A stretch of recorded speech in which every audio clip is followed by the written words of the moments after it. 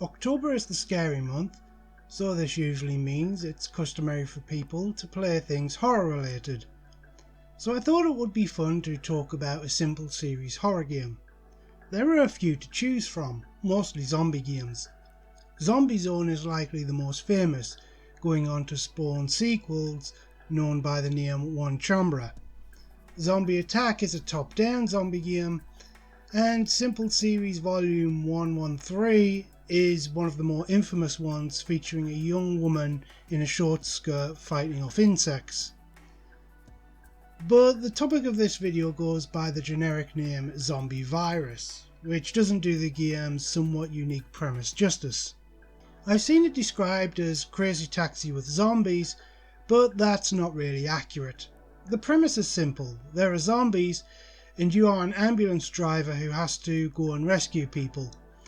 Rescue enough people and a politician will appear. Rescue enough politicians and progress to the next area. Everything about this game is basic, as you'd expect from a simple series game. Like the graphics, it's far from the best the PS2 has to offer, but it looks good enough. Or at least good enough where it matters. The handling is a bit stiff, but it's easy enough to hit the zombies and drive where you need to go. But how does the game itself work? What are the specifics? How can you lose to zombies when you're in a car? Well, zombies can grab your car and do damage, and you have to waggle the stick to shake them off, though I found spinning the stick to be more effective. Passengers will slowly get infected while in your ambulance and will turn into zombies when they're fully infected, requiring you to crash into a wall at high speed to get rid of them. Finally, there's the morale gauge.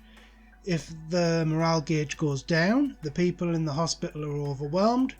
Running over zombies in combos raises the morale. Each type of person you rescue has an effect. Mechanics are the most valuable as they unlock upgrades and new vehicles.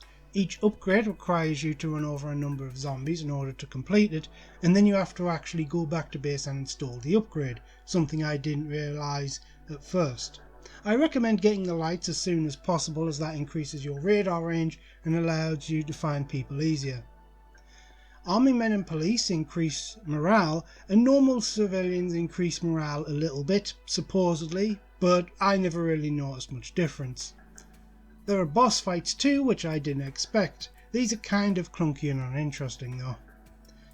And that's the game.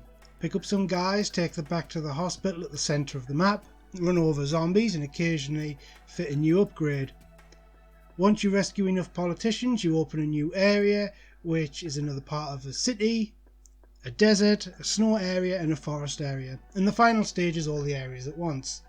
And the story ends on a sequel hook. You also unlock a bland score attack mode if you're into that stuff. The only real downside to the game is that it's a bit mindless, feeling a bit grindy at times. The game's hard mode feels like an afterthought, increasing the health of the zombies to the point where you have to hit them several times to kill them, making it difficult to build up the morale gauge. Still, it's a good podcast game, something to put on and veg out to for a while. It takes a simple, quirky concept and does it well enough to be entertaining. I did play this on an emulator and didn't notice any errors outside of some visible seams in the desert and snow stages, which I put down to the game being upscaled. To end this video, I'm going to play the ending of the game. Thanks for watching, bye.